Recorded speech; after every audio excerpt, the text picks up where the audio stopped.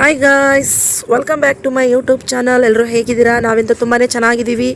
ನೀವು ಕೂಡ ತುಂಬ ಚೆನ್ನಾಗಿದ್ದೀರಾ ಅಂತ ನಾನು ಅಂದ್ಕೊಂಡಿದ್ದೀನಿ. ಸೊ ಯಾರ್ಯಾರು ಹೊಸದಾಗಿ ವೀಡಿಯೋ ನೋಡ್ತಿದ್ದೀರಾ, ಪ್ಲೀಸ್ ಸಬ್ಸ್ಕ್ರೈಬ್ ಮಾಡ್ಕೊಂಡು ವೀಡಿಯೋ ನೋಡಿ. ಇಷ್ಟ ಆದರೆ ಲೈಕ್ ಮಾಡಿ, ಶೇರ್ ಮಾಡಿ, ಕಮೆಂಟ್ ಮಾಡಿ ಗಾಯ್ಸ್.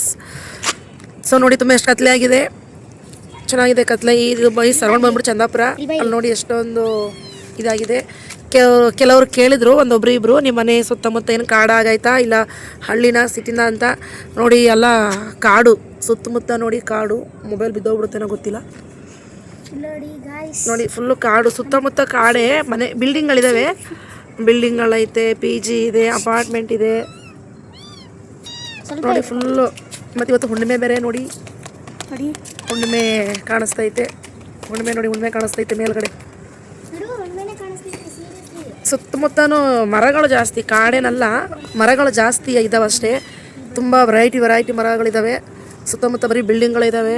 ಇಲ್ಲಿ ಒಂದು ಸ್ವಲ್ಪ ಮಾತ್ರ ಹಿಂದ್ಗಡೆ ಒಂದಷ್ಟು ಜಾಗ ಖಾಲಿ ಇದೆ ಅಷ್ಟೇ. ಹಿಂದ್ಗಡೆ ಅಲ್ಲಿ ಮರಗಳು, ಅಲ್ಲಿಗೂ ಮನೆಗಳು ಆಗ್ತವೆ. ಇಲ್ಲೊಂದು ಕಟ್ತಾ ಇದ್ದಾರೆ ನೋಡಿ, ಅದನ್ನ ಮನೆ ಹತ್ರ ಬಿಲ್ಡಿಂಗ್ ಹೊಸದಾಗಿ ಸುಮಾರು ಒಂದು 4-5 ವರ್ಷನ ಕಟ್ತಾನೆ ಇದ್ದಾರೆ. ಅದೇನಂತ ಗೊತ್ತಿಲ್ಲ. ಅದೇನಂತ ಗೊತ್ತಾದಮೇಲೆ ನಾನು ನಿಮಗೆ ವೀಡಿಯೋ ಮಾಡಿ ತೋರಿಸ್ತೀನಿ. ಇದೇನಂತ ಗೊತ್ತಿಲ್ಲ. ಇದ್ರ ಪಕ್ಕದಲ್ಲೇ ಗೈಸ್ ಸಿಲಿಂಡ್ರ್ ಮೊನ್ನೆ ಬ್ಲಾಸ್ಟ್ ಆಯಿತು. ನಿಜವಾಗ್ಲೂ ಆ ಸೌಂಡ್ ಹೆಂಗಿತ್ತು ಅಂದರೆ, ಅದು ಬಂದು ಚಿಕ್ಕ ಸಿಲಿಂಡ್ರ್, ದೊಡ್ಡದೂ ಅಲ್ಲ, ಚಿಕ್ಕ ಸಿಲಿಂಡ್ರನ್ನೇ. ತುಂಬ ಹೆವಿ ಸೌಂಡು. ಈ ಸರೌಂಡ್ ಫುಲ್ಲು ಸೌಂಡ್ ಬಂತು. ಸುಮಾರು ಒಂದು 6-7 ಜನಕ್ಕೆ ತುಂಬ ಸೀರಿಯಸ್ ಕೂಡ ಆಯಿತು, ಗಾಯ ಕೂಡ ಆಯಿತು. ಯಾರಾದರೂ ಗ್ಯಾಸ್ ಎಲ್ಲ ಯೂಸ್ ಮಾಡೋರು ಪ್ಲೀಸ್ ಮಲ್ಕೊಳ್ಳುವಾಗ ನೈಟ್ ಹೊತ್ತು ರೆಗ್ಯುಲೇಟರ್ದು ಸ್ವಿಚ್ಚನ್ನ ಆಫ್ ಮಾಡಿ ಮಲ್ಕೊಳ್ಳಿ ಅಂತ ಹೇಳೋಕ್ಕೆ ಇಷ್ಟಪಡ್ತೀನಿ. ನೈಟ್ ಆಗಲಿ ಮತ್ತು ನಾವು ಹೊರಗಡೆ ಹೋಗುವಾಗಲಿ ನೀಟಾಗಿ ಆಫ್ ಮಾಡ್ಕೊಳ್ಳಿ ಪ್ಲೀಸ್. ಮತ್ತು ಕಿಟಕಿ ಎಲ್ಲ ಓಪನ್ ಇರಲಿ. ಇಲ್ಲಾಂದ್ರೆ ಹೊರಗಡೆ ದೂರ ಹೋಗಿರ್ತೀವಿ, ಬಂದ ತಕ್ಷಣ ಯಾರೂ ಲೈಟ್ ಹಾಕ್ಬೇಡಿ, ಮತ್ತು ಏನೂ ಇದು ಮಾಡೋಕ್ಕೆ ಹೋಗಬೇಡಿ. ಯಾಕಂದರೆ ತುಂಬ ಭಯ ಆಗುತ್ತೆ. ನಾನು ಮೊನ್ನೆ ಕಣ್ಣಲ್ಲಿ ನೋಡಿಬಿಟ್ಟೆ, ಸೊ ತುಂಬ ಭಯ. ನಾನು ವೀಡಿಯೋ ಮಾಡೋಕ್ಕೆಲ್ಲ ಹೋಗಲಿಲ್ಲ, ಯಾಕಂದರೆ ಬೇಜಾರು ಅಂಥದ್ನೆಲ್ಲ ಹೆಂಗೆ ವೀಡಿಯೋ ಮಾಡೋದು. ಹಾಗಾಗಿ ನಾನು ವೀಡಿಯೋ ಮಾಡಲಿಲ್ಲ. ಮತ್ತು ಬೇರೆಯವ್ರು ಯಾರೊಬ್ರು ವೀಡಿಯೋ ಮಾಡ್ತಿದ್ರು, ಅವ್ರು ಬೈಸ್ಕೊಂಡ್ರಂತೆ. ಸುಮ್ಮನೆ ಯಾಕೆ ಬೇಕು ಬಿಡಪ್ಪ ಅಂದ್ಬಿಟ್ಟು ನಾನು ಇದು ಮಾಡೋಕ್ಕೆ ಹೋಗಿಲ್ಲ. ಸರಿ ಗಾಯ್ಸ್, ಬಾಯ್ ಬಾಯ್. ನೆಕ್ಸ್ಟು ವೀಡಿಯೋದಲ್ಲಿ ಸಿಗ್ತೀನಿ. ಇವಾಗ ನಾನು ವೀಡಿಯೋ ಹಾಕಿರೋದನ್ನೆಲ್ಲ ನೋಡಿ ಹೀರೆಕಾಯಿ ಚಟ್ನಿ ಹಾಕಿದ್ದೀನಿ. ಮತ್ತು ನಾನು ನನ್ನ ಫ್ರೆಂಡು ಹೊರಗಡೆ ಹೋಗಿದ್ದೀವಿ. ನಮ್ಮ ಮನೆಯವರು ನಾನು ತರಕಾರಿ ತೊಗೊಂಬರೋಕ್ಕೆಲ್ಲ ಸ್ವಲ್ಪ ಲೈಟಾಗಿ ಸಣ್ಣ ಪುಟ್ಟ ಶಾಪಿಂಗ್ಗಳೆಲ್ಲ ಮಾಡಿದ್ದೀವಿ. ಸೊ ವೀಡಿಯೋನ ಫುಲ್ ಎಂಡಿಂಗ್ವರೆಗೂ ನೋಡಿ ಸಪೋರ್ಟ್ ಮಾಡಿ ಗಾಯ್ಸ್. ಸೊ ಬನ್ನಿ ವೀಡಿಯೋ ನೋಡೋಣ. ಹಾಯ್ ಗಾಯ್ಸ್, ಇವತ್ತಂತೂ ಸಂಡೇ. ಸ್ವಲ್ಪ ಡೀಪ್ ಕ್ಲೀನಿಂಗ್ ಮಾಡ್ತಾ ಇದ್ದೀನಿ ನೋಡಿ. ಇಲ್ಲೆಲ್ಲ ಕೆಲಸ ಮಾಡ್ತಾ ಇದ್ದೀನಿ. ಸ್ಟವ್ ಎಲ್ಲ ತುಂಬ ಗಲೀಜಾಗಿತ್ತು. ಯಾಕೆ ಅಂತ ಅಂದರೆ 2-3 ದಿನ ನಮಗೆ ನೀರ್ದು ಸ್ವಲ್ಪ ಪ್ರಾಬ್ಲಮ್ ಇದೆ. ಹಾಗಾಗಿ ಕೆಲಸಗಳು ಆನ್ ಟೈಮಿಗೆ ಕೆಲಸಗಳು ಆಗ್ತಾಯಿಲ್ಲ. ಹಾಗಾಗಿ ನೀರು ಬರುವಾಗಲೇ ಮಾಡ್ಕೊಳ್ಳೋಣ ಅಂದ್ಬಿಟ್ಟು ಮಾಡ್ತಾಯಿದ್ದೀನಿ.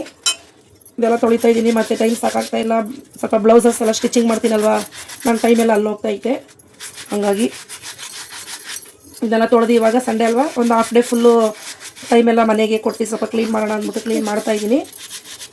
ಆಯಿತು, ಆಲ್ರೆಡಿ ಫಸ್ಟೇ ತೊಳೆದಿದ್ದೆ ಪಾತ್ರೆ, ಸ್ಟವ್ ಎಲ್ಲ ತೊಳೆದಿದ್ದೀನಿ. ಇನ್ನೊಂದು ಸ್ವಲ್ಪ ಎಲ್ಲ ತೊಳೆದ್ಬಿಟ್ರೆ ಆಗೋಯ್ತು ಕೆಲಸ. ನೋಡಿ ಟೈಲ್ಸ್ ಎಲ್ಲ ಕ್ಲೀನ್ ಮಾಡಿದ್ದೀನಿ, ಮೇಲೆ ಹತ್ಬಿಟ್ಟು. ಮತ್ತು ಸ್ಟವ್ ಕೂಡ ಅಷ್ಟೇ ಕ್ಲೀನ್ ಮಾಡಿದ್ದೀನಿ. ಸ್ಟವ್ ಎಲ್ಲ ತೊಳೆದಿದ್ದೀನಿ. ನನ್ನ ಮಗ ಬಂದು ಇಲ್ಲೆಲ್ಲ ಸ್ವಲ್ಪ ಗಲೀಜಾಗಿತ್ತು, ಹಾಲು ಎಲ್ಲ ಉಕ್ಕಿತ್ತಲ್ಲ, ಕ್ಲೀನ್ ಮಾಡಿ ನನಗೆ ಗೊತ್ತಿರ್ತಿರ್ಲಿಲ್ಲ. ಏನೋ ಬಿಡು ಮಾಡ್ತಾವನೆ ಅಂದ್ಬಿಟ್ಟು ಸುಮ್ಮನೆ ಇರ್ತಿದ್ದೆ. ಆದಷ್ಟು ಉಜ್ಜಿದ್ದೀನಿ, ಯಾಕೋ ಹೋಗಿಲ್ಲ. ಆಮೇಲೆ ಅವಾಗವಾಗ ಉಜ್ಜೋಣ ಅಂತ ಸ್ವಲ್ಪ ಉಜ್ಜಿ ಬಿಟ್ಟಿದ್ದೀನಿ. ಸಾಯಂಕಾಲ ಒಂದು ಟೈಮ್ ತೊಳೆಯೋಣ, ನೀರು ಬರ್ತಾಯಿಲ್ಲ ಇವಾಗ. ಸೊ ಇವಾಗ ನೋಡಿ ಟೈಲ್ಸ್ ಎಲ್ಲ ಫಳ ಅಂತ ಇದೆ. ಕ್ಲೀನಾಗೆಲ್ಲ ಒರೆಸ್ಬಿಟ್ಟಿದ್ದೀನಿ. ಇಲ್ಲಿ ಕೂಡ ಎಲ್ಲ ಒರೆಸಾಯಿತು. ಇವಾಗ ಪಾತ್ರೆ ಆಲ್ಮೋಸ್ಟ್ ತೊಳೆದಾಯಿತು. ಇವಾಗ ನೀರು ಬರ್ತಾಯಿದೆ. ಒಂದು ಸ್ವಲ್ಪ ಹೊತ್ತು ಬರುತ್ತೆ, ನಿಂತು ಹೋಗುತ್ತೆ. ಅದೇ ನಂಗೆ ಬೇಜಾರು. ನೋಡಿ ಪಾತ್ರೆ ಎಲ್ಲ ತೊಳೆದು ಇಟ್ಟಿದ್ದೀನಿ. ಇಲ್ಲಿ ಇನ್ನು ಎಲ್ಲ ಕ್ಲೀನ್ ಮಾಡಬೇಕು. ಕ್ಲೀನ್ ಮಾಡಿ ನಾನು ಬಟ್ಟೆ ಹೊಲಿಯೋದು ಯಾವಾಗ. ಕ್ಲೀನ್ ಮಾಡಿ ಸಾಕಾಗೋಯ್ತು. ಬೆಳಗ್ಗೆ ಲೇಟಾಗಿ ಎದ್ದಿದ್ದೀನಿ. ಆಲ್ರೆಡಿ ಕಾಫಿ ಒಂದು ಕುಡ್ದಿದ್ದೀವಿ ಅಷ್ಟೇ. ಸಂಡೇ ಹೊಟ್ಟೆಗೆ ತಣ್ಣೀರು ಬಟ್ಟೆನೇ.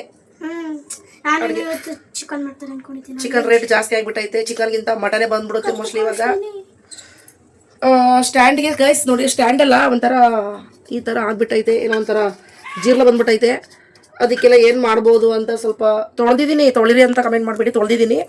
ತೊಳೆದು ಸಬೀನಾ ಪೌಡ್ರೆಲ್ಲ ಹಾಕಿ, ಲಿಕ್ವಿಡ್ ಎಲ್ಲ ಹಾಕಿ ಉಜ್ಜಿದ್ದೀನಿ. ಆದರೂ ಕ್ಲಿಯರಾಗಿ ಹೋಗಿಲ್ಲ. ಅದಕ್ಕೆ ನಾನೇನು ಅಂದ್ಕೊಂಡಿದ್ದೀನಿ ಅಂದರೆ ಪೇಂಟ್ ಮಾಡ್ಸ್ಬೋಣ ಅಂದ್ಕೊಂಡಿದ್ದೀನಿ. ತೊಗೊಂಡು ಆಲ್ಮೋಸ್ಟ್ 10, 11, 12 ವರ್ಷ ಆಯಿತು ಅಂದ್ಕೊಂಡಿದ್ದೀನಿ. ನಾವು ಬೆಂಗಳೂರಿಗೆ ಬಂದಾಗ ಸ್ಟಾರ್ಟಿಂಗ್ ತೊಗೊಂಡಿದ್ದು ಪಾತ್ರೆ ಸ್ಟ್ಯಾಂಡು.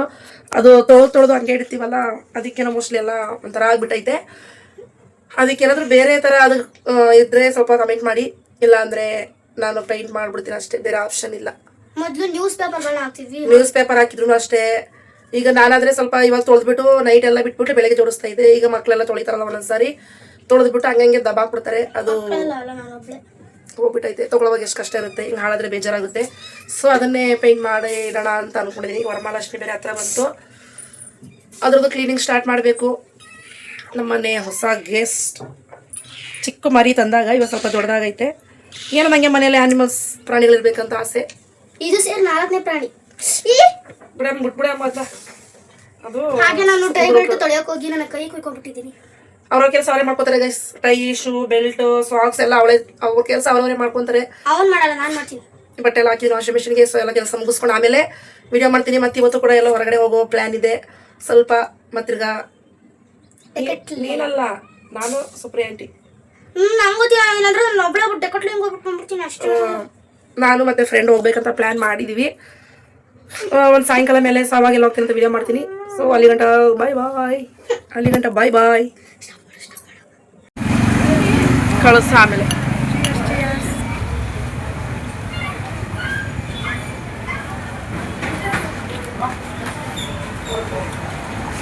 ಏನಂತ ವಿಡಿಯೋ ಮಾಡೋದು ಗೊತ್ತಾಗಿ ಬಂದಾಗ ವಿಡಿಯೋ ಮಾಡ್ತೀನಿ ಅಂತ. ಹೌದಾ,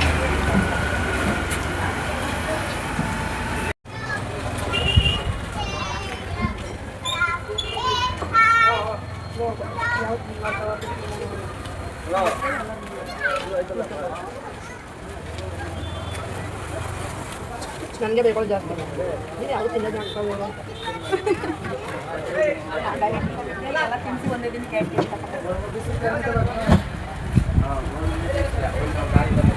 ಇವಾಗ ಆಗ್ತೈತೆ. ಆಯ್ತು ಬಿಡು, ಆಯ್ತು. ಫೋಟೋ ಹೊಡಿ. ಹಾಂ ತಿನ್ನು. ಹಾಂ ಮಾಡಿ ತಿಂತೀನಿ.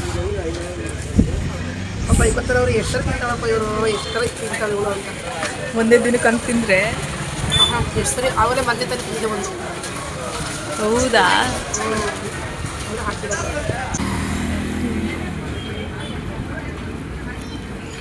ತಿನ್ನು ತಿನ್ನು. ಯಾವಾಗಿರ್ತೀವ ಯಾವಾಗ ಸಾಯ್ತೀವೋ. ಇರೋ ಗಂಟೆ ಜಾಲಿ, ಸಾದ್ಮೇಲೆ ಖಾಲಿ. ನಿನ್ನ ಫೋನು ಯಾರೋ ಝೂಮಲ್ಲೇ ಸೆಟ್ ಮಾಡಿಬಿಟ್ಟವ್ರು ಮೋಸ್ಟ್ಲಿ ಕರೆ. ಇಲ್ಲ ನಾನು ಸೆಟ್ ಮಾಡ್ತೀನಿ. ಏನು ಇಷ್ಟು ದೂರಕ್ಕೆ ಹಿಡಿದ್ರೂ ಮಕ್ವ ಒಂಥರ ಇದಾಯ್ತು.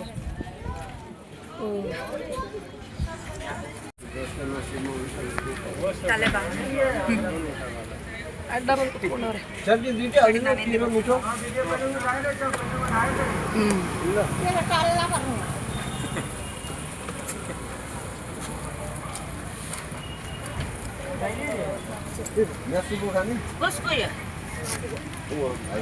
ನಾನು ಹಾಯಿಸ್ಕೊಡ್ತೀನಿ ಮನೇಲಿ.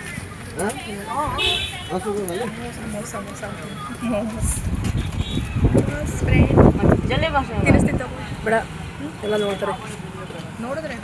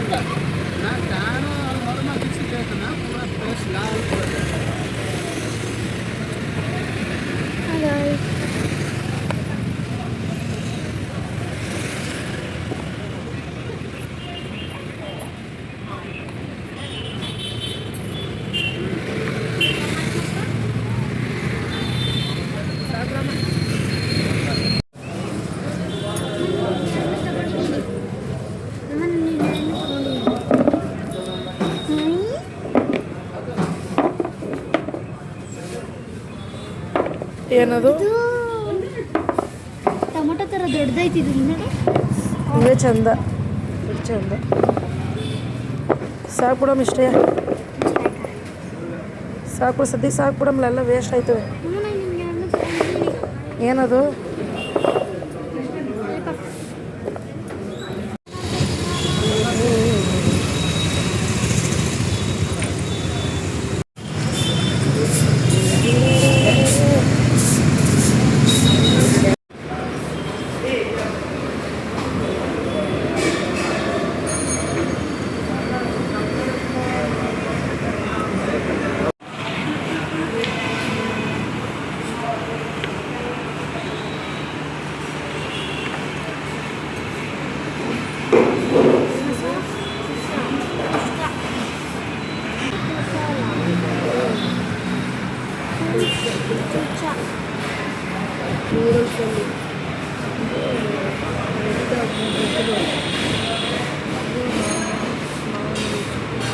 ಆಯ್ತಾ ಸಾಕಾ?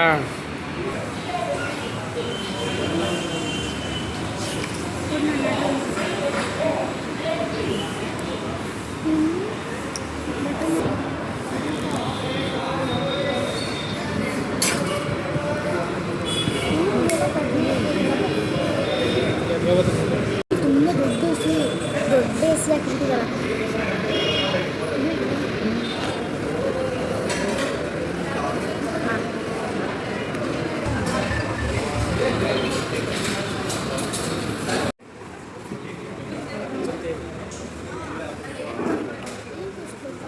ಇದಕ್ಕೇನಿಲ್ಲ ಸೈಡ್ಸು ಏನಿಲ್ವಾ? ಅಂತ ನಾನು ಕೇಳಿದ್ರೆ ಏನಿಲ್ಲ ಇಲ್ಲಿ ಸೈಡ್ಸು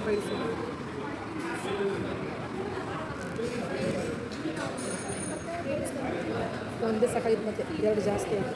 20 ರೂಪಾಯಿ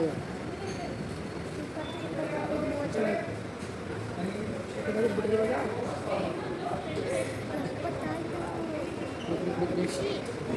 ಬೇಕು.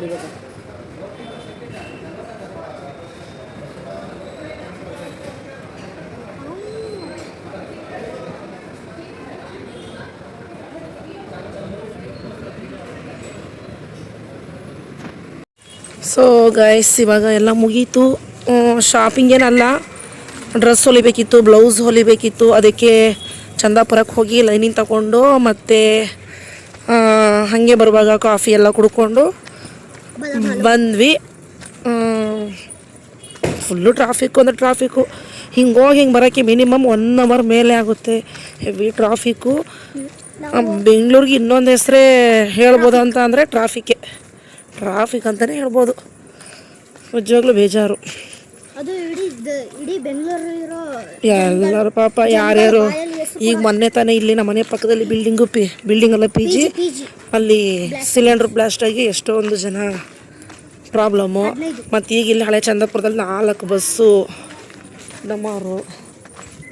ಹಾಗಾಗಿ ಬಂದ್ವಿ ಗೈಸ್, ಮನೆ ಹತ್ರ ಆಲ್ಮೋಸ್ಟ್ ಬಂದೇ ಬಿಟ್ವಿ. ನೋಡಿ ಹೊರಡ್ತಾ ಇದ್ದೀವಿ. ಅಲ್ಲಿಂದ ದಬಾಯಿಸಿ ಬಂದ್ಬಿಟ್ವಿ. ಇಲ್ಲಿ ಬಂದರೆ ಮೆಟ್ಲತ್ತೆ ಸಾಕಾಗುತ್ತೆ. ನಾಳೆಯಿಂದ ವಾಕಿಂಗ್ ಹೋಗ್ಬೇಕಂತ ಅಂದ್ಕೊಂಡಿದ್ದೀನಿ. ನೋಡೋಣ, ಬೆಳಕರಿದ್ಮೇಲೆ ನಾಳೆ ಬರೋಕ್ಕೆ ಗೊತ್ತಾಗುತ್ತೆ.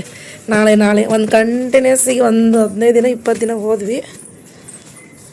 ತಿರ್ಗಾ ಸ್ಟಾಪು ನೋಡಬೇಕು. ದೇವರೇ ಇಷ್ಟು ಬೇಗ ಬಂದ್ಬಿಟ್ಟಿದ್ದಿ? ಅಯ್ಯೋ ಸಾಕಾಗೋಯ್ತು.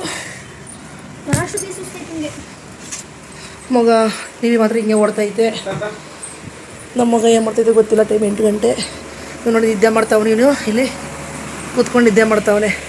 ಏನು ಮಾಡ್ತಿದ್ದೀಯೋ ಲವ್? ಏನು ಮಾಡ್ತಾಯಿದ್ಯಾ? ಹೇಳ, ಅದೇನು ಬಾಯಲ್ಲಿ ಎಲ್ಲ ಪುಸಿ. ಪಾಪ ಒಲೆ ಮೇಲೆ ಏನು ಇಕ್ಕಿದ್ದು ಶಾ? ಎಲ್ಲ ಚೆಲ್ಲೋಯ್ತು. ಏನು ಈ ಥರ ಇಟ್ಟಿದ್ದು ಹಿಂಗೆ?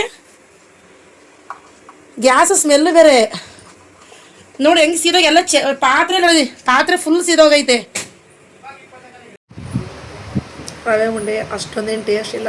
ಮನೇಲಿ ಮಾಡಿದ್ರೆ ಸಖತ್ತಾಗಿರೋದು. ಅಂಗಡಿದೇನು ಅಷ್ಟೊಂದು ಚೆನ್ನಾಗಿಲ್ಲ. ಅಲ್ಲೇನೋ ತೊಗೊಂಬರೋಕೆ ಹೋದೆ, ಅಲ್ಲಿ ಸಕ್ಕರೆ ಎಲ್ಲ ಹಂಗೈತೆ. ನಾನು ರವೆ ಉಂಡೆ ಮಾಡ್ತೀನಿ ಗೈ, ಸೂಪರಾಗಿರುತ್ತೆ. ಬರೀ ಹಿಂಗೆ ಬಾಯಲ್ಲಿ ಇಟ್ಟರೆ ಹಂಗೆ ಕರ್ಗೋಗುತ್ತೆ. ಇದು ನೋಡಿ ಅಗಿಬೇಕು ಹಂಗೆ. ಬರೀ ಹಿಂಗೆ ಇಟ್ಬಿಟ್ರೆ ಹಂಗೆ ಕರ್ಗೋಗುತ್ತೆ. ನಾನು ಮಾಡೋ ರವೆ ಉಂಡೆ ನಾನು ವರಲಕ್ಷ್ಮಿ ಹಬ್ಬಕ್ಕೆ ಮಾತ್ರ ಮಾಡೋದು, ವರ್ಷಕ್ಕೆ ಒಂದೇ ಸರಿ. ಬೇಕಾದ್ರೆ ನೋಡಿ ಅದರಲ್ಲಿ ಹೋಗ್ಬಿಟ್ಟು ಸಖತ್ತಾಗೈತೆ. 5 ರೂಪಾಯಿ ಅಷ್ಟೇ. 4 ತೊಗೊಂಬಂದು 4 ಜನಕ್ಕೆ. ಸೊ ಗಾಯ್ಸ್, ಇವತ್ತಿನ ರೆಸಿಪಿ ಬಂದ್ಬಿಟ್ಟು ಹೀರೆಕಾಯಿ ಚಟ್ನಿ. ನಾನು ಆಲ್ರೆಡಿ ಬಿಟ್ಟಿದ್ದೀನಿ, ಹಳೆ ತುಂಬ ಸುಮಾರು 1 ವರ್ಷ ಹಿಂದೆ. ಇವತ್ತು ಸ್ವಲ್ಪ ಚೇಂಜು. ಸೊ ನೋಡೋಣ ಬನ್ನಿ. ಇವಾಗ ನಾನಿವಾಗ 4 ಈರುಳ್ಳಿ ತೊಗೊಂಡಿದ್ದೀನಿ, ದಪ್ಪ ಕಟ್ ಮಾಡ್ಕೊಂಡಿದ್ದೀನಿ. ಅದನ್ನ ಕಟ್ ಮಾಡಿಕೊಂಡು ಬಾಣಲಿಗೆ ಸ್ವಲ್ಪ ಎಣ್ಣೆ ಹಾಕ್ಬಿಟ್ಟು ಅದರೊಳಗಡೆ ಹಾಕಿ ನೀಟಾಗಿ ಫ್ರೈ ಮಾಡ್ಕೋಬೇಕು. ಹಾಗೆ ಬೆಳ್ಳುಳ್ಳಿ 2 ಗೆಡ್ಡೆ ಅಷ್ಟು ತೊಗೊಂಡಿದ್ದೀನಿ, ಅದನ್ನು ಕೂಡ ಫ್ರೈ ಮಾಡ್ಕೊಳ್ಳಿ. ಒಂದು ಅರ್ಧ ಭಾಗ ಅಷ್ಟು ಈರುಳ್ಳಿ ಫ್ರೈ ಆದಮೇಲೆ ಬೆಳ್ಳುಳ್ಳಿ ಹಾಕ್ಕೊಂಡು ಫ್ರೈ ಮಾಡ್ಕೊಳ್ಳಿ. ಮತ್ತು ಎರಡು ಟೊಮೊಟೊ ಕೂಡ ತೊಗೊತೀನಿ. ಅದನ್ನು ಅಷ್ಟೇ ನೀಟಾಗಿ ತೊಳೆದ್ಬಿಟ್ಟು ದಪ್ಪ ದಪ್ಪ ಕಟ್ ಮಾಡ್ಕೊಳ್ಳಿ. 4ರಿಂದ 5 6 ಹಸಿಮೆಣಸಿಕಾಯಿ, ನಿಮಗೆ ಖಾರ ಎಷ್ಟು ಬೇಕೋ ಅಷ್ಟು ಎಲ್ಲ ಹಾಕ್ಕೊಂಡು ನೀಟಾಗಿ ಚೆನ್ನಾಗಿ ಫ್ರೈ ಮಾಡ್ಕೋಬೇಕು. ಆದಷ್ಟು ಪ್ರತಿಯೊಂದು ನೀಟಾಗಿ ಫ್ರೈ ಆದಮೇಲೆ ರುಬ್ಬಿ ತಿನ್ನೋಕ್ಕೆ ಚೆನ್ನಾಗಿರುತ್ತೆ. ನಾವು ತಿರ್ಗಾ ಮತ್ತೆ ರುಬ್ಬಿದ ಮೇಲೆ ನಾನು ಕುದಿಸಲ್ಲ. ಏನಾದರೂ ಇಡ್ತೀನಿ ನೆಕ್ಸ್ಟ್ ಡೇಗೆ ಇಡ್ತೀನಿ ಅಂತ ಅಂದರೆ ನಾನು ನೀಟಾಗಿ ಒಗ್ಗರಣೆ ಎಲ್ಲ ಹಾಕ್ಕೊಂಡು ಇಟ್ಕೊತೀನಿ. ನೋಡಿ ಫ್ರೈ ಆಗ್ತಾ ಇದ್ದಂಗೆ ಮತ್ತು ಸ್ವಲ್ಪ ಅರಿಶಿನ ಉಪ್ಪು ಹಾಕ್ಕೊತೀನಿ. ಮತ್ತು ಸ್ವಲ್ಪ ಅರ್ಧ ಸ್ಪೂನಷ್ಟು ಜೀರಿಗೆ ಹಾಕೋತೀನಿ. ಮತ್ತು 1 ಕಪ್ಪಷ್ಟು ನಾನು ಹೀರೆಕಾಯಿ ತೊಗೋತೀನಿ. ತುಂಬ ಎಳೆಯ ಹೀರೆಕಾಯಿ ಆಗಿತ್ತು. ನಾನು ಸಿಪ್ಪೆ ಸಮೇತ ಹಾಕ್ತಾಯಿದ್ದೀನಿ ನೀಟಾಗಿ. ತುಂಬ ಸಣ್ಣಕ್ಕೇನೆ ಕಟ್ ಮಾಡಿಲ್ಲ, ಯಾಕಂದರೆ ರುಬ್ಕೋಬೇಕಲ್ಲ, ಹಾಗಾಗಿ ನೋಡಿ ಮುರಿದ ತಕ್ಷಣವೇ ಹೆಂಗೆ ನೀಟಾಗಿ ಕಟ್ಟಾಗುತ್ತೆ. ಬಲ್ತು ಬಿಟ್ಟರೆ ಅದು ಮುರಿದ್ರೆ ಕೂಡ ಅದು ನಾರು ಥರನೇ ಇರುತ್ತೆ. ನೋಡಿ ಮುರಿದ ತಕ್ಷಣ ನೀಟಾಗಿ ಕಟ್ಟಾಯ್ತಲ್ಲ, ಹಾಗಾಗಿ ತುಂಬಾ ಎಳೆಯದದು. ಅದನ್ನು ಕೂಡ ಹಾಕ್ಕೊಂಡು ನೀಟಾಗಿ ಚೆನ್ನಾಗಿ ಒಂದು 10 ನಿಮಿಷ ಆಗುತ್ತೆ ಅದು ಫ್ರೈ ಆಗೋಕ್ಕೆ. ಎಳೆ ಹೀರೆಕಾಯಿ ಅಲ್ವಾ, ಹಂಗಾಗಿ ಬೇಗ ಬೆಂದ್ಬಿಡುತ್ತೆ. ಆಮೇಲೆ ಸ್ವಲ್ಪ 1 ಗೋಲಿಯಷ್ಟು ಸ್ವಲ್ಪ ಹುಣಸೆಹಣ್ಣು ತೊಗೊತೀನಿ. ಲಾಸ್ಟಲ್ಲಿ ಹಾಕ್ಕೊಂಡು ಅದನ್ನು ಕೂಡ ಫ್ರೈ ಮಾಡ್ಕೊತೀನಿ. ಚೆನ್ನಾಗಿ ಫ್ರೈ ಆಗಬೇಕದು. ಆಲ್ಮೋಸ್ಟು ಬೆಂದ್ಬಿಡ್ಬೇಕೆಲ್ಲ, 100% ಫುಲ್ಲು ಬೆಂದ್ಬಿಟ್ರೆ ನಾವು ತಿರ್ಗಾ ಕುದಿಸಲ್ವಲ್ಲ. ಅಕಸ್ಮಾತ್ ಕುದಿಸ್ತೀನಿ ಅಂತ ಅಂದರೆ ನೀವು ಮುಕ್ಕಾಲು ಭಾಗ ಬೇಯಿಸ್ಕೊಬೋದು. ಮತ್ತು ಕೊತ್ತಂಬರಿ ಸೊಪ್ಪು ಕೂಡ ನೀಟಾಗಿ ತೊಳೆದ್ಬಿಟ್ಟು ಹಾಕ್ಕೊತಾ ಇದ್ದೀನಿ. ಹಾಗೆ ಹಾಕ್ಕೊಂಡೆ ಗೈಸ್, ಕಟ್ ಮಾಡಿಲ್ಲ, ಯಾಕಂದರೆ ರುಬ್ಕೋಬೇಕಲ್ಲ ಅದಕ್ಕೆ. ನೀವು ಆದಮೇಲೆ ಕೂಡ ನೀಟಾಗಿ ಒಗ್ಗರಣೆ ಹಾಕ್ಕೊಂಡ್ರೆ ಸೂಪರಾಗಿರುತ್ತೆ. ಈ ಕಡೆ ಮುದ್ದೆಗೂ ಇಟ್ಟಿದ್ದೀನಿ. ಈ ಮುದ್ದೆಗೆ ಈ ಚಟ್ನಿ ಅಂತೂ ನನಗೆ ತುಂಬ ಫೇವ್ರೇಟ್ ಅಂತಲೇ ಹೇಳ್ಬೋದು. ಮತ್ತು ನಾನು ಇದನ್ನ ಕಲ್ತಿರೋದು ಆಂಧ್ರದಲ್ಲಿ ತುಂಬ ಜನ ಮಾಡ್ತಾರೆ, ಅದನ್ನು ನಾನು ಅವ್ರ ಹತ್ರ ಕೇಳಿ ಕಲ್ತ್ಕೊಂಡಿರೋದು. ಮತ್ತೆಲ್ಲ ಫ್ರೈ ಆದಮೇಲೆ ತಣ್ಣಗಾದಮೇಲೆ ಮಿಕ್ಸಿಯಲ್ಲಿ ರುಬ್ಕೊಳ್ಳಿ. ನಾವು ಫ್ರೈ ಮಾಡಿರ್ತೀವಲ್ಲ ಅದೇ ಬಾಣಲಿಗೆ ಹಾಕ್ಕೊಳ್ಳಿ. ನಿಮಗೆ ನೀರೇನು ಜಾಸ್ತಿ ಬೇಕಾಗಲ್ಲ. ಏನಾದರೂ ನಾವು ನೆಕ್ಸ್ಟ್ ಡೇಗೆ ಇಟ್ಕೊತೀನಿ ಅಂದರೆ ನೀಟಾಗಿ ಒಗ್ಗರಣೆ ಹಾಕಿ ಚೆನ್ನಾಗಿ ಕುದಿಸಿ, ಸ್ವಲ್ಪ ಎಣ್ಣೆ ಜಾಸ್ತಿ ಹಾಕ್ಕೊಳ್ಳಿ, ಚೆನ್ನಾಗಿ ಕುದಿಸಿ ಇಟ್ಕೊಂಡ್ರೆ ಇನ್ನೂ ಸಖತ್ತಾಗಿರುತ್ತೆ. 1 ದಿನ 2 ದಿನ ಕೂಡ ಇಟ್ಕೋಬೋದು. ನೋಡಿ ಮುದ್ದೆಗೆ ಚಟ್ನಿಗೆ ಏನು ಸಖತ್ತಾಗಿರುತ್ತೆ ಗೊತ್ತಾ ಗೈಸ್. ಮುದ್ದೆ ಸ್ವಲ್ಪ ತೆಳುವಾಗಿ ಮಾಡ್ಕೋಬೇಕು, ಗಟ್ಟಿಗಿದ್ರೆ ಅಷ್ಟೊಂದು ಟೇಸ್ಟ್ ಇರಲ್ಲ. ಮಕ್ಳಿಗೂ ಇಷ್ಟ ಆಯಿತು. ಆಲ್ಮೋಸ್ಟ್ ಅವ್ರಿಗೆ ಚಟ್ನಿ ಇಷ್ಟ ಆಗಲ್ಲ, ಆದರೆ ಈ ಥರ ಚಟ್ನಿಗಳು ಇಷ್ಟ ಆಗುತ್ತೆ ಅವ್ರಿಗೆ. ಅಪರೂಪಕ್ಕೆ ಮಾಡ್ತೀನಲ್ವಾ. ಆಂಧ್ರದ ಕಡೆ ಅಂತೂ ತುಂಬ ಚೆನ್ನಾಗಿರುತ್ತೆ ಚಟ್ನಿಗಳು. ಸೊ ನಾನು ಆಲ್ಮೋಸ್ಟ್ ಅದೇ ಜಾಸ್ತಿ ಕಲ್ತಿರೋದು. ನನಗೂ ಚಟ್ನಿಗಳು ಗೊಜ್ಜುಗಳು ಅಂದರೆ ತುಂಬ ಇಷ್ಟ ಆಗುತ್ತೆ. ಹಾಗಾಗಿ ನಿಮ್ಮ ಹತ್ರ ಶೇರ್ ಮಾಡ್ಕೋಬೇಕಂತ ಅನ್ನಿಸ್ತು, ಶೇರ್ ಮಾಡ್ಕೊಂಡಿದ್ದೀನಿ. ಚೆನ್ನಾಗಿ ಹೊಟ್ಟೆ ತುಂಬ ಊಟ ಮಾಡಿ ಎಲ್ಲ ಊಟ ಮಾಡಿಬಿಟ್ಟು ನಾವು 1 ರೌಂಡು ವಾಕಿಂಗ್ಗೆ ಅಂತ ಬರ್ತೀವಿ. ವಾಕಿಂಗ್ ಮಾಡಿಕೊಂಡು ಮತ್ತು ಯಾರ್ಯಾರು ಹೊಸದಾಗಿ ವಿಡಿಯೋ ನೋಡ್ತಾ ಇದ್ದೀರಾ ಪ್ಲೀಸ್ ಸಬ್ಸ್ಕ್ರೈಬ್ ಮಾಡ್ಕೊಂಡು ವಿಡಿಯೋ ನೋಡಿ. ಕೊನೆಯವರೆಗೂ ನೋಡಿದಂಥವ್ರಿಗೆ ತುಂಬ ಹೃದಯ ಧನ್ಯವಾದಗಳು ಗೈಸ್. ನೋಡಿ ಎಲ್ಲರೂ ವಾಕಿಂಗ್ ಮಾಡ್ತಾಯಿದ್ದೀವಿ ಆಲ್ರೆಡಿ ನಾವು. ನಾನು ಸುಮ್ಮನೆ ಹಂಗೆ ನಾನು ವಾಕಿಂಗ್ ಬರಲ್ಲ ಡೈಲಿ, ಸೊ ಬಂದೆ, ಹಂಗಾಗಿ ವಿಡಿಯೋ ಮಾಡಿಕೊಂಡೆ guys. Thank you for watching.